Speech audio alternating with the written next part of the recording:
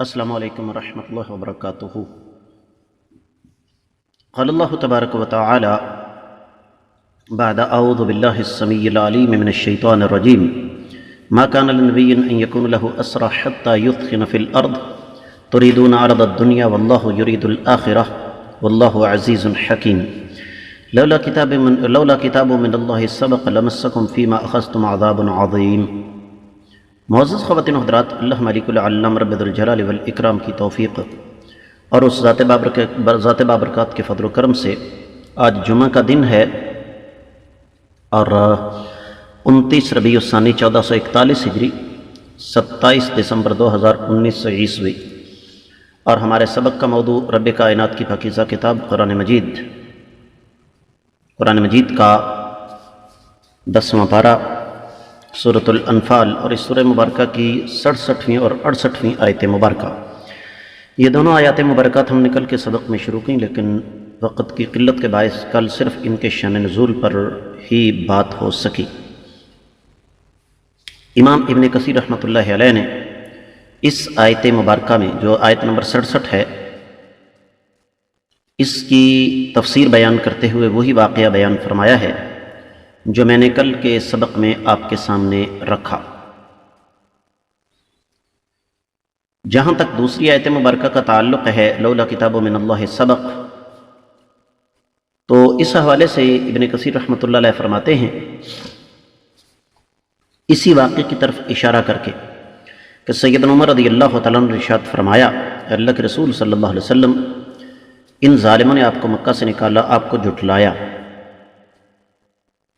آپ اجازت دیجیے ان کی گردنیں اڑا دی جائیں۔ سیدنا عبداللہ بن رواحہ رضی اللہ تعالیٰ عنہ نے رائے دی، اللہ کے رسول صلی اللہ علیہ وسلم، ایک وادی کے اندر بہت ساری آگ جلائیے اور ان ظالموں کو اس میں پھینک دیجیے۔ سیدنا عباس رضی اللہ تعالیٰ عنہ فرمانے لگے کہ آپ تو قطع رحمی کی بات کر رہے ہیں۔ نبی کریم صلی اللہ علیہ وسلم تھوڑی دیر خاموش رہے اور آپ نے پھر فیصلہ سنا دیا کہ سیدنا ابوبکر صدیق رضی اللہ تعالیٰ عنہ کی جو رائے ہے میں اس کو مقدم رکھوں گا، اور اس کے بعد جو کچھ ہوا یقیناً وہ میں بھی جانتا ہوں اور آپ بھی جانتے ہیں۔ کل کے سبق میں یہ بات گزر چکی ہے، یہاں میں صرف اتنا اضافہ کروں گا کہ نبی کریم صلی اللہ علیہ وسلم نے فرمایا، ابو بکر آپ کی مثال ابراہیم علیہ السلام کی ہے، جس طرح انہوں نے فرمایا تھا سورہ ابراہیم 36ویں آیت مبارکہ، فمن تبعنی فانہ منی ومن عصانی فانک غفور رحیم۔ الہ العالمین جو میری پیروی کرے تو وہ مجھ سے ہے، اور جس نے میری نافرمانی کا راستہ اختیار کیا تو آپ بخشنے والے رحم کھانے والے ہیں۔ اور پھر فرمایا، ابو بکر آپ کی مثال سیدنا عیسیٰ علیہ السلام کی طرح ہے، جنہوں نے فرمایا تھا سورۃ المائدہ کی 118ویں آیت مبارکہ، ان تعذبہم فانہم عبادک وان تغفر لہم فانک انت العزیز الحکیم۔ اے الہ العالمین، اگر آپ ان کو سزا دیں گے تو یہ آپ کے ہی بندے ہیں، اور اگر ان کو معاف فرما دیں گے تو آپ غالب اور حکمت والے ہیں۔ اور فرمایا، اے عمر رضی اللہ تعالیٰ عنہ، آپ کی مثال سیدنا موسیٰ علیہ السلام والی ہے۔ پھر آقا علیہ السلام نے سورہ یونس کی 88ویں آیت مبارکہ تلاوت فرمائی، ربنا اطمس علی اموالہم واشدد علی قلوبہم فلا یؤمنوا حتی یروا العذاب العلیم۔ اے الہ العالمین، ان کے مالوں کو تباہ کر دیجئے، ان کے دلوں پر سختی کیجئے، اور جب تک یہ سزا نہیں دیکھیں گے یہ ایمان لانے والے نہیں ہیں۔ اور فرمایا، اے عمر آپ کی مثال سیدنا نوح علیہ السلام کی طرح ہے، انہوں نے بھی فرمایا تھا سورہ نوح 26ویں آیت مبارکہ پڑھی آقا علیہ السلام نے، رب لا تذر علی الارض من الکافرین دیارا، اے الہ العالمین زمین پر کافروں کا ایک گھر آپ چھوڑیں نہیں۔ تو فرمایا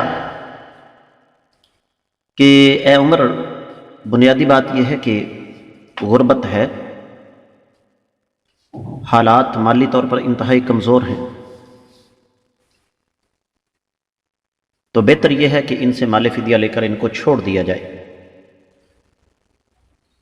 سیدنا عبداللہ بن مسعود رضی اللہ تعالیٰ نے فرمایا اللہ کے رسول صلی اللہ علیہ وسلم سہیل بن بیضاء اس کو معافی نہیں مل سکتی، اس لیے کہ وہ اسلام کے بارے میں بڑی غلط باتیں کرتا تھا۔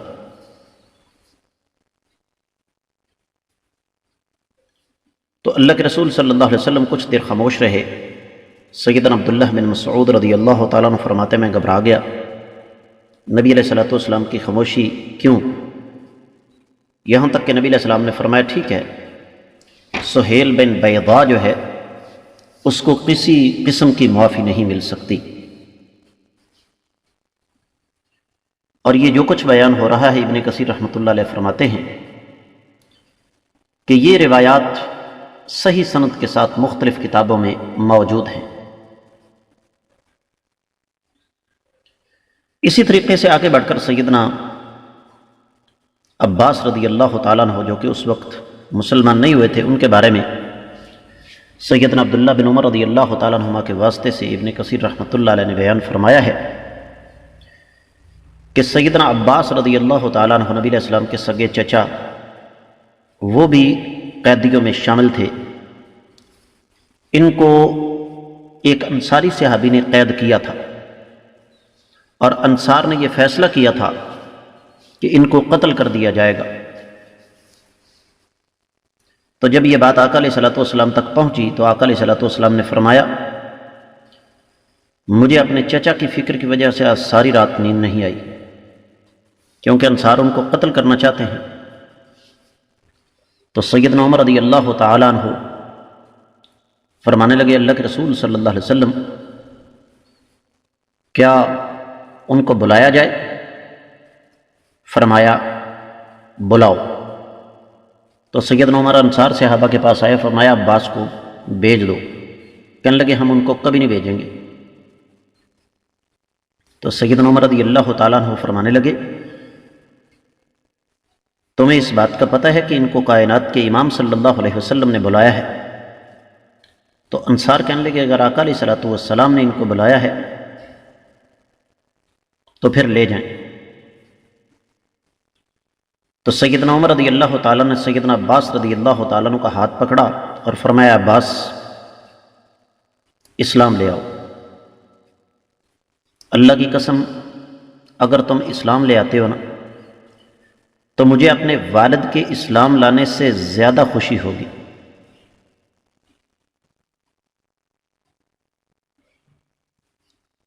اور تمہیں اس بات کا علم نہیں ہے کہ آقا علیہ الصلوۃ والسلام کو آپ کے اسلام لانے سے کتنی خوشی ہو سکتی ہے۔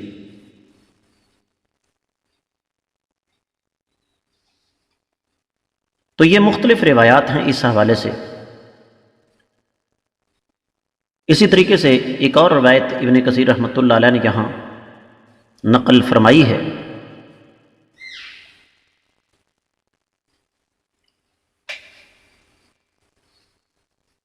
اور وہ کچھ اس طرح ہے کہ نبی کریم صلی اللہ علیہ وسلم نے فرمایا اگر تم چاہو تو ان قیدیوں کو قتل کر دو، اور اگر تم چاہو تو ان کو مال فدیہ لے کر چھوڑ دو۔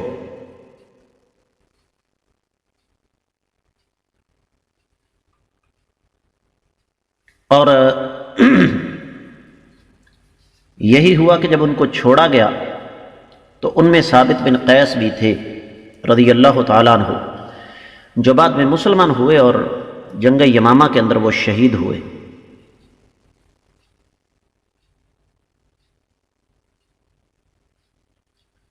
اور جب اللہ رب العزت کی طرف سے یہ وعید آ گئی تو نبی کریم صلی اللہ علیہ وسلم نے ارشاد فرمایا کہ میرے صحابہ یہ اللہ تعالیٰ کا فضل و کرم ہے کہ رب کائنات نے اپنا فضل و کرم کیا ہے، اپنی رحمت کی ہے، ہمیں معاف فرما دیا ہے، ورنہ اللہ تعالیٰ کا غیظ و غضب اس کا عام آدمی تصور بھی نہیں کر سکتا۔